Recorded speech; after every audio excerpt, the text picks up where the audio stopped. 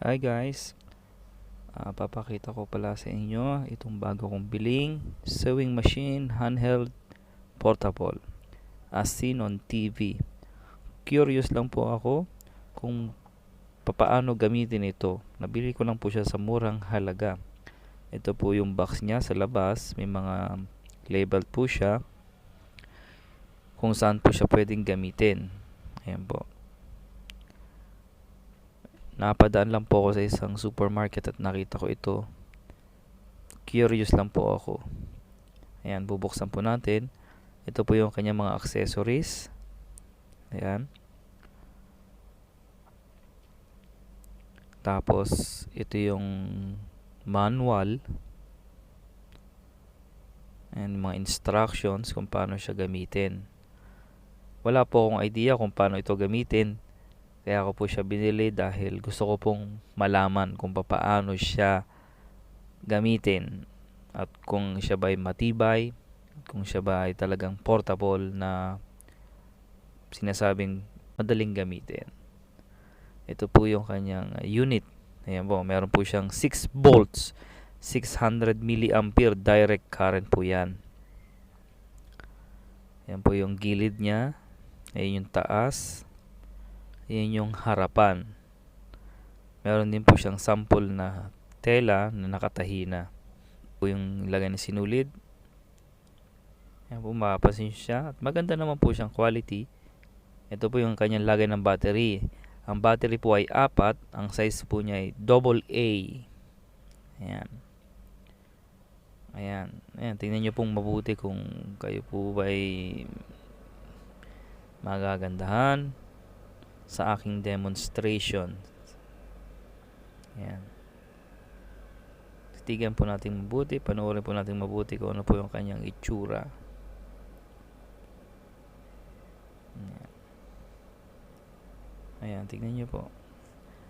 Ngayon, ito po, yung kanyang pong adjustan na tataas, yung needle adjustment. Ayan, pwedeng clockwise, pwedeng counterclockwise po. Ayan, mapapansin nyo siya, tumaas na siya. Level na po siya dun sa kanyang body. Ayan po.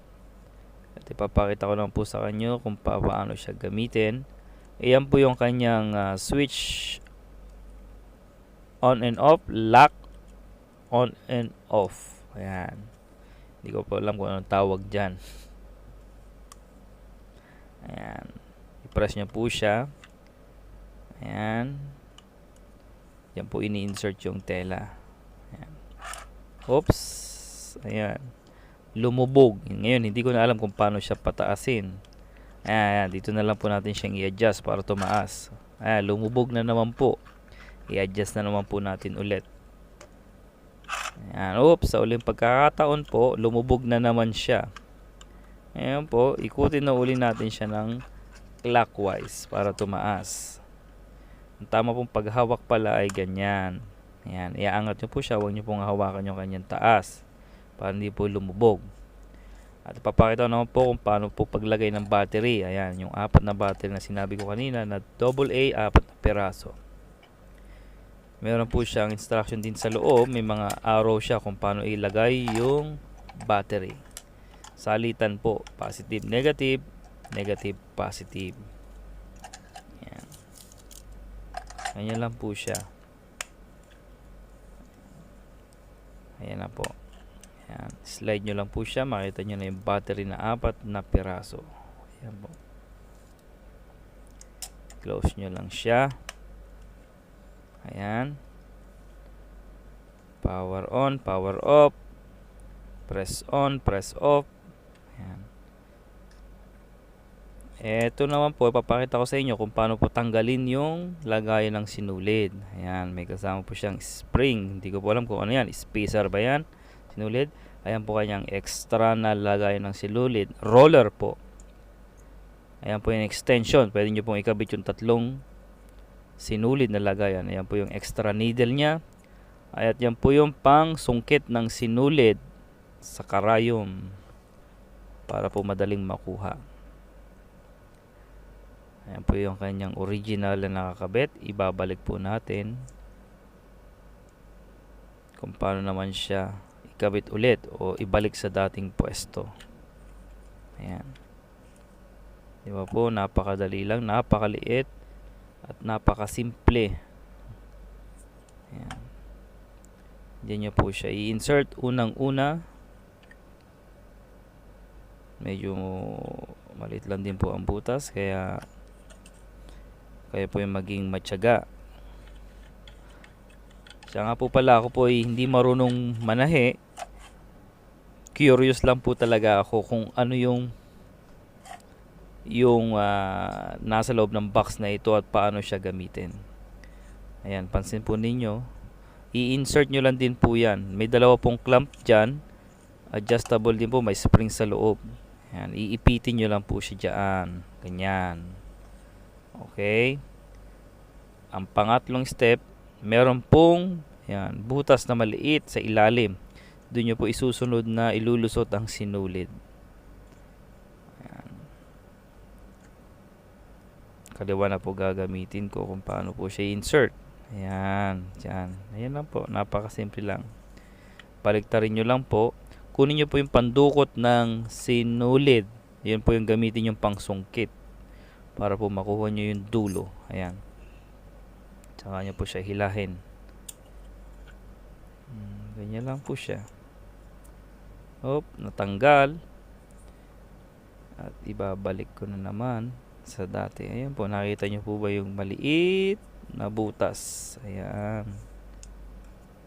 Ayan. Susungkitin nyo lang din po siya ulit kung paano siya makuha. Ayan. Ganyan po siya.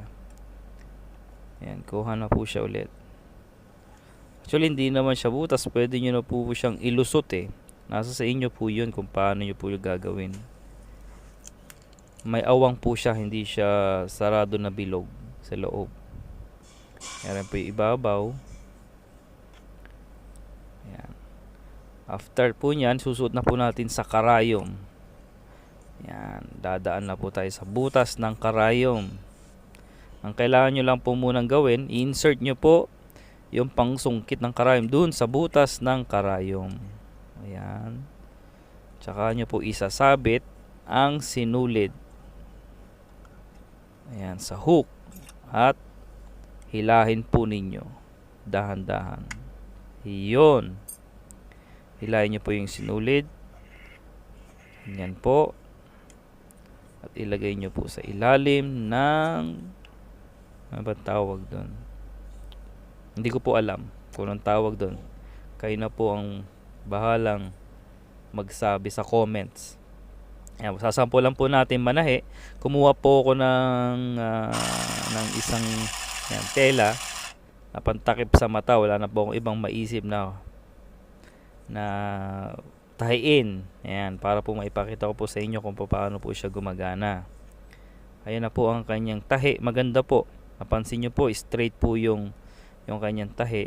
Angat nyo lang po yan. Hilahin nyo po yung silk kasama po nung sinulid. Ayan. Ipitin po ng inyong daliri hanggang sa makuha po ninyo. Dahan-dahan lang po. Ayan. Ganyan po. Napakasimple lang po. After nyan, gupitin nyo po. Tanggalin nyo yung sinulid. Ere na po ang finish stitch. Ayan po, para po mag-lock naman, hihilahin nyo lang po yung dulo ng sinulid sa ilalim. Ayan po. Titigan nyo lang po siyang mabuti. Medyo mahirap po, ano. Ayan po. Ayan, ganyan. Para po mag-lock yung dulo ng tahi. Bago ko po bilhin ng machine na ito, bago ko po i-demo sa inyo, tinignan ko rin po kung ano ang itsura niya sa YouTube. Kung ito po ay talagang as seen on TV. Paano ilagay yung battery, paano yung instructions niya. Napanood ko lang din po sa YouTube. Kaya po, ayan, diretso na po yung aking pag demo sa inyo kung paano gamitin. Ganun din po sa kabilang dulo, ano. hilahin nyo po yung kabila, i-insert nyo yung dulo sa butas, ayan, ganyan. Hilahin nyo para mag-lock. Ayan po. Ayan. Nakikita nyo pong mabuti, ayan po yung finish results niya na tahi. Napakaganda po, di ba? Napakasimple lang pong talagang gamitin. Kung may sira po yung mga damit ninyo, hindi nyo na po kailangan magmano-mano. Ito po ang bago. Ang portable sewing machine handheld. Salamat po ng marami sa inyo.